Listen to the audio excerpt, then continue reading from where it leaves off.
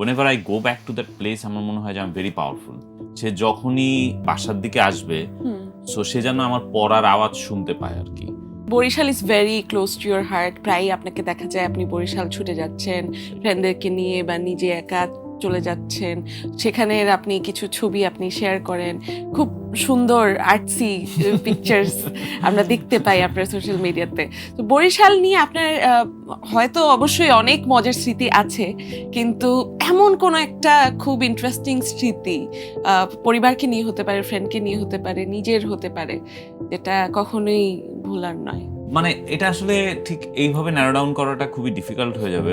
মানে whatever I am today, Barishal has a huge contributions for that.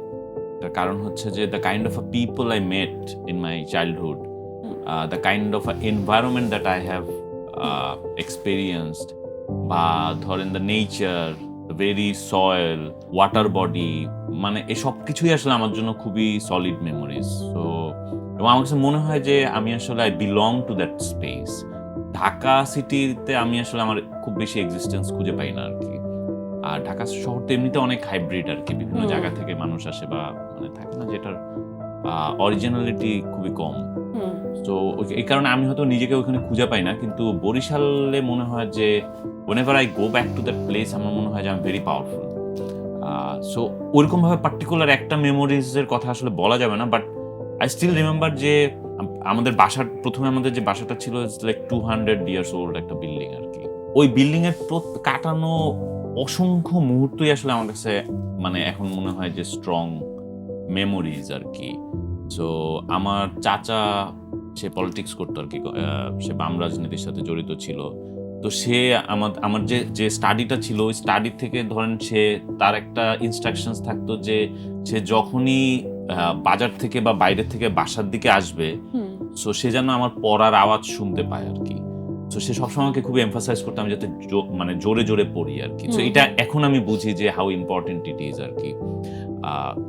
কেন এটা আসলে অনেক important? It is very important, কারণ আমি এখন অনেক অ্যাক্টর অ্যাক্ট্রেসদের সাথে যখন কাজ করি তখন দেখি যে তাদের reading capacity is very poor.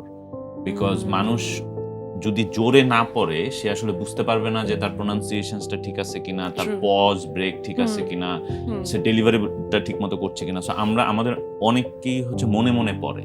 So it is very bad practice. So আপনি যত জোরে পড়বেন, specially for the actor, this is very important. Because আপনি জোরে পড়লে আপনি আসলে বুঝতে পারবেন যে আপনার রিদমটা ঠিক আছে কিনা, আপনার টোন ঠিক আছে কিনা, আপনার পজ ঠিক আছে কিনা। তো ওই অনুযায়ী আপনি নিজেকে কারেক্ট করতে পারবেন। কিন্তু যখন আপনি মনে মনে পড়তেছেন তখন কিন্তু আপনি শুনতে পাচ্ছেন না, তখন এটা জাস্ট আপনার ব্রেইনের মধ্যে ঢুকছে আর কি। কিন্তু আপনি থাকে না যে আপনি আপনার সেলের মধ্যে ঢুকছে কিন্তু আপনি কিন্তু এটা বুঝতে পারতেছেন আপনি ঠিক পড়ছেন কি রাইট পড়ছেন। সো জোরে পড়লে এটার কারেক্টনেসটা আরো বেটার পাওয়া যায় আর কি। সো তার ইনস্ট্রাকশনস থাকতো আমার চাচার যে তুমি এত জোরে পড়তে হবে যে আমি বাইরের থেকে যখন আসবো আমি যাতে অনেক দূর থেকে শুনতে পাই আর কি।